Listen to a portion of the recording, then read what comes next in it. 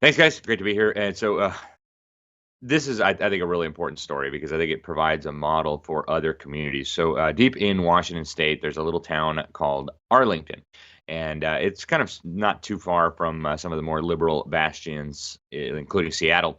But the town is putting up some really significant resistance. You have this massive grassroots effort by pastors and parents and community leaders to try to protect children from this LGBT pride, whatever they're having, and they're going to have a drag show to sexualize the town's kids. Truly insane. But they were going to hold it in early June, but they got so much pushback from community leaders, pastors, and including even some officials, retired and former, went to the mayor and urged her to try to stop this. So the deadline ended up getting pushed back. They told the organizers that they were going to need to hire their own security, that they were going to need to have insurance and all the rest of it. So now it got pushed back to July 22nd. So that's coming up soon. But this little town of about 20,000 people has been blanketed by these incredible flyers and brochures that were put together by opponents of this agenda. You can see some of them here. Really, really powerful stuff. Drag queens grooming your children. Urging parents, urging businesses to keep the kids away. You've got pastors urging their congregations, and actually these activists distributed thousands of these flyers. They went door to door in a lot of the neighborhoods there and distributed these flyers showing people what was going to be happening at this Pride Parade. Now, one of the things that I think is especially nefarious is that they're advertising this Pride Parade as a family-friendly. They're using images of happy little bears at campfires and rainbows, and it just looks so fun. The theme is actually camp, so they've got camp director, and of course it's a guy dressed as a freakish caricature of a woman. And they are planning to do these drag shows in front of kids. So actually, I heard about this through former state senator Val Stevens. She used to be the Senate leader there in Washington. She, wonderful lady. She served on the board of directors for ALEC nationally, the Association of Legislators, and she's helping to lead the opposition to this. She described it as a campaign to keep children safe from the seduction by provocateurs who would steal their innocence. And so I spoke with her on the phone yesterday. She sent me some comments by email. She says a lot of the people in the town are really upset. They're taking action. In fact, they've got several major businesses in town that have agreed, and they're going to forego a lot of money because there's going to be a lot of people in downtown that day. But they have agreed to keep their doors closed on July 22nd, partly to allow their employees to, as she explains, escape exposure to the perversion. She's also calling for the drag queens here to be subjected to a background check prior to being given access to children.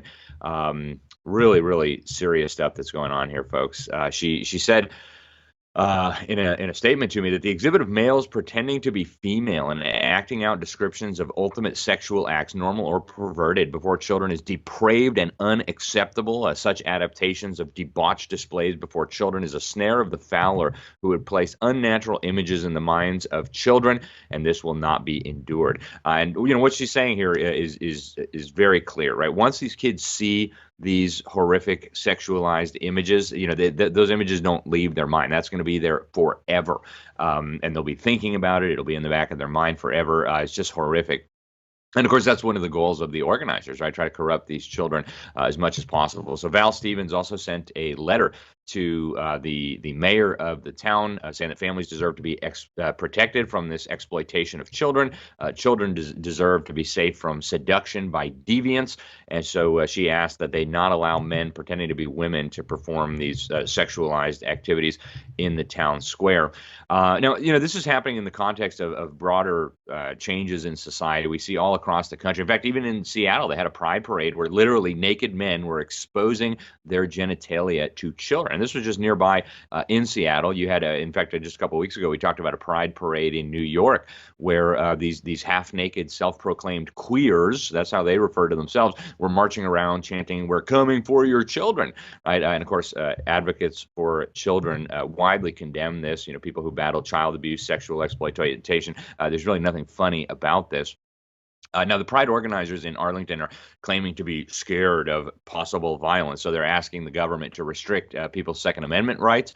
around the event, but city officials did confirm that there have been no credible threats of violence related to this Pride event. Now, the mayor is trying to kind of play both sides of the fence. She's telling community leaders that she doesn't like this idea of a drag parade for children, but she still issued a proclamation celebrating LGBTism, claiming that the city of Arlington celebrates the growing diversity, by which she means sex perversions and things happening in the city. So yeah, pretty horrific things happening there. But what is being reported in Arlington, I think this could be a model for other cities, for other communities that want to push back on this. We're already seeing at the state level a lot of Republican states taking action to protect children, to protect families from this sort of horror. In fact, in Florida, several communities were able to be spared of these pride parades because they passed a law protecting children from sexualized drag performances. And these LGBT pride activists said, well, if we can't dance half naked in front of the kids, we don't want to come. Well, good, don't come.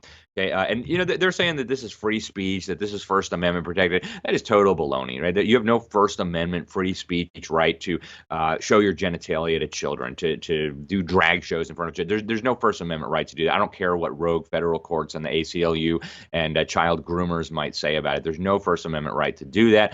Society has an obligation, in fact, to protect children from perverts and sexual activity. So I believe it's time for state and local governments to do their job and stop tolerating this madness, especially with respect to children. Thanks, guys.